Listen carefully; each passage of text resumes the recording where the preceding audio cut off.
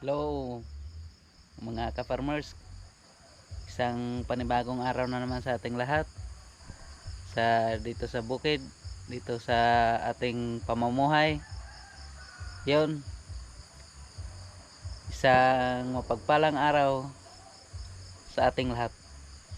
Kaya simulan natin ang araw natin sa isang magandang ngiti at saka pagdasal natin na bigyan tayo ng magandang blessings ngayong araw na to. Yun mga ka-farmers, samahan niyo ako magpakain sa ating alagang baka. Yung isang alaga nating baka na may anak, i-update ko kayo kung kumusta na siya. Ilang araw, 5 days pa lang yata yung anak niya. Tingnan natin kung may magandang resulta sa kanyang pangangatawan. Yun, samahan niyo ko ka-farmers. Tara, samahan niyo kung kunin natin yung isang alaga nating baka, yung lalaki. Yun ka-farmers, andito siya, ito banda. Punta natin, tara.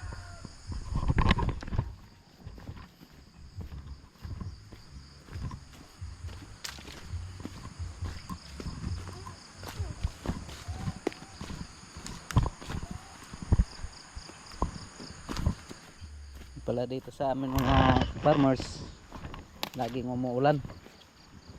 Ayun, kahapon medyo maganda yung araw, sumikat yung araw kahapon.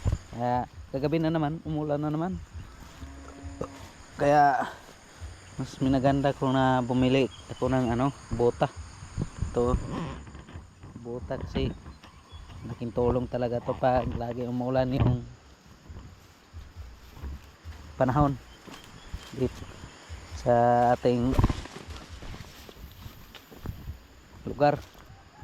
Kaya sa inyo, kung may lagi umuulan at saka nagpa-farming kayo, nag-aalaga ng mga livestock, mas maganda na bumili kayo ng bota. Ayan ka-farmers, ito na siya.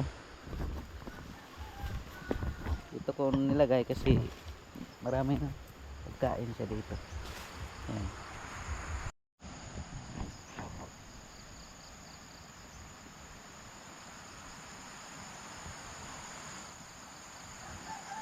Yan, kunin na natin ka-farmers.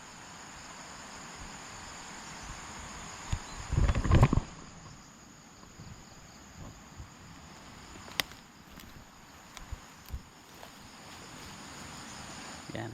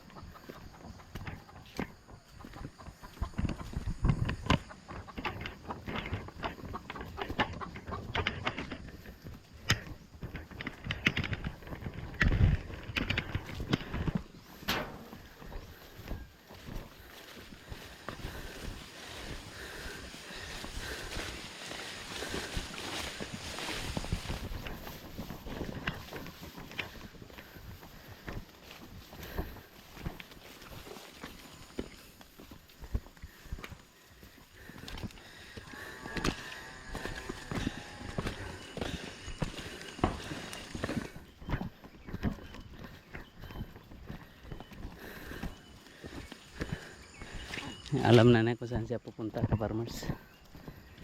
Punta to sa bahay kainan niya.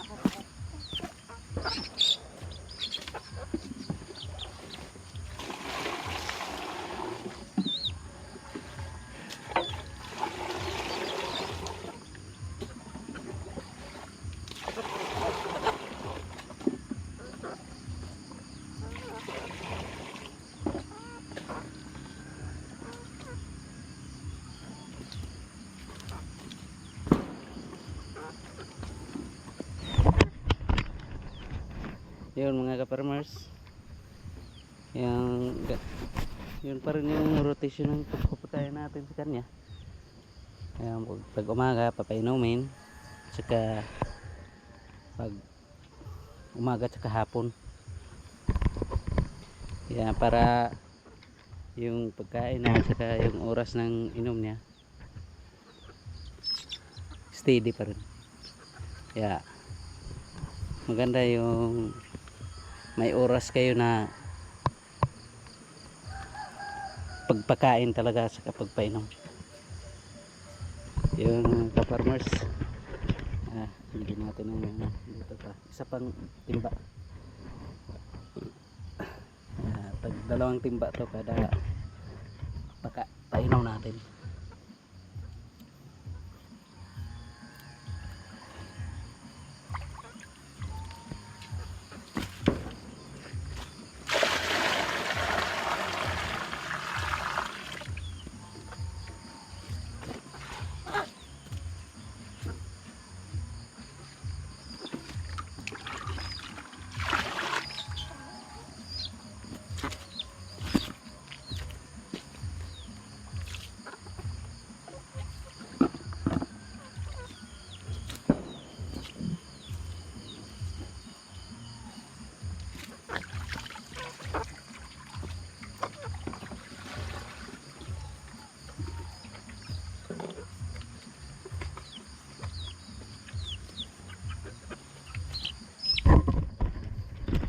Yung papakainin na naman natin yung aso natin.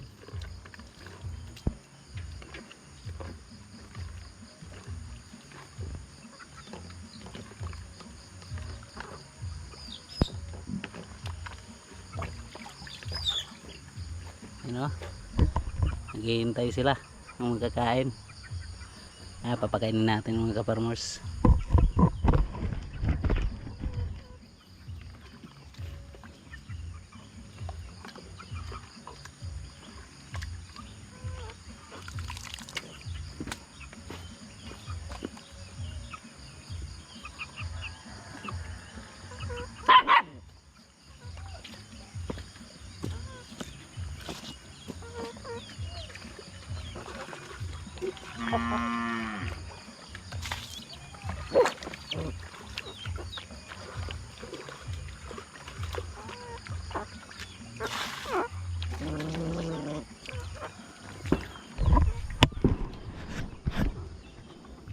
Yan ka-farmers, tapos na yung kain natin sa ating alagang baka saka yung alaga nating aso. Puntahan naman natin yung isang alaga natin, yung nanganak. Puntahan natin. Ayan mga ka-farmers, tara. Yun mga ka-farmers, samahan niyo kung puntahan natin ang alaga nating isang baka, yung nanganak. Yan, i-update ko kayo sa kanyang anak.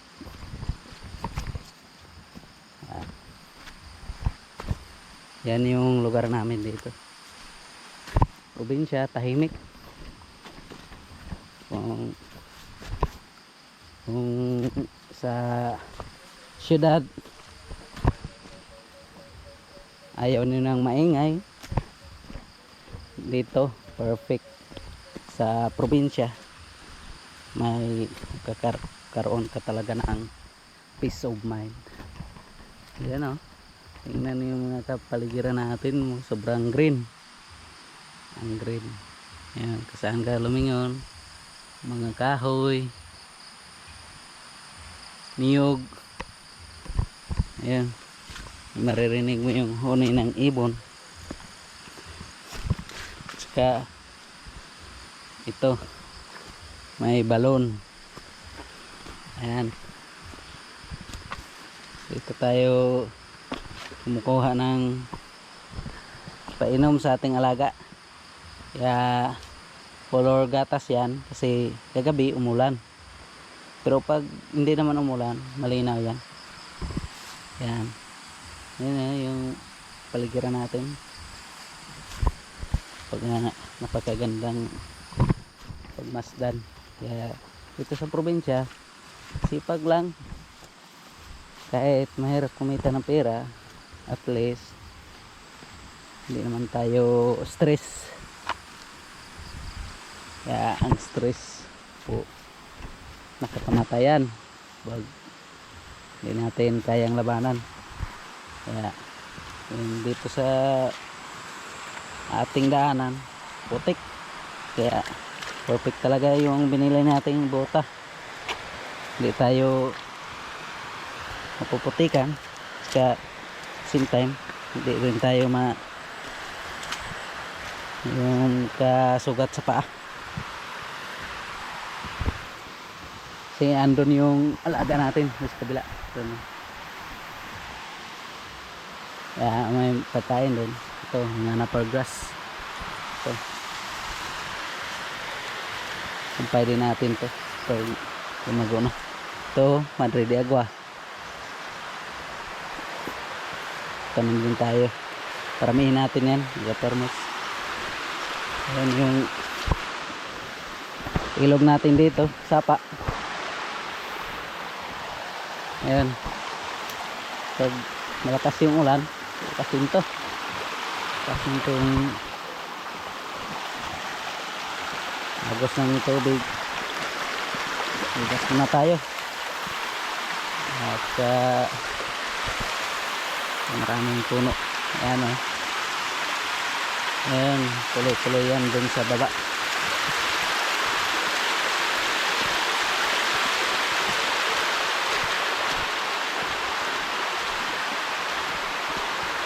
Dun sa taas nito may falls to, pero nasira kasi yung bagyong Odette. Maraming pong natumba, kaharang.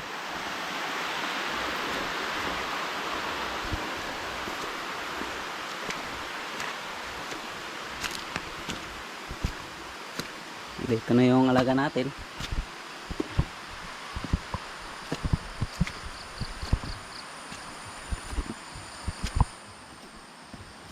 Yun o, tutulog pa.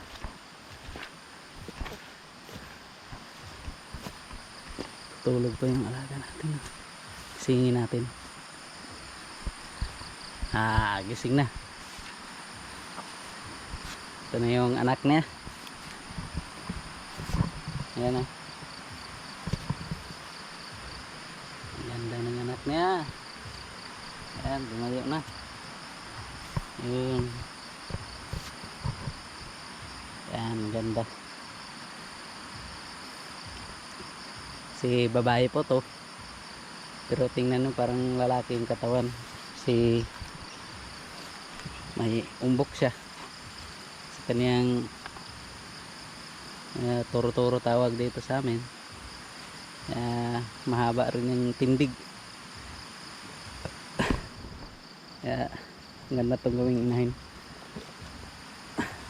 Kahit native lang yung nanay na, yung resulta niya ang ganda naman. EI ito. Ayan, himasin natin. Tahimas lang to eh. Ayan.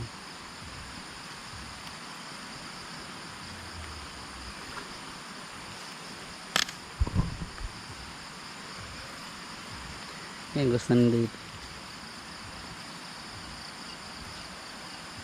Yan mga kaparmers, yung update natin sa alaga nating bagong panganak. Nakakatuwang tingnan kasi maganda yung resulta. Yan, kaya isa sa magandang investment talaga ito yung mga livestock. Yan mga kaparmers, tama na lang muna ngayong araw.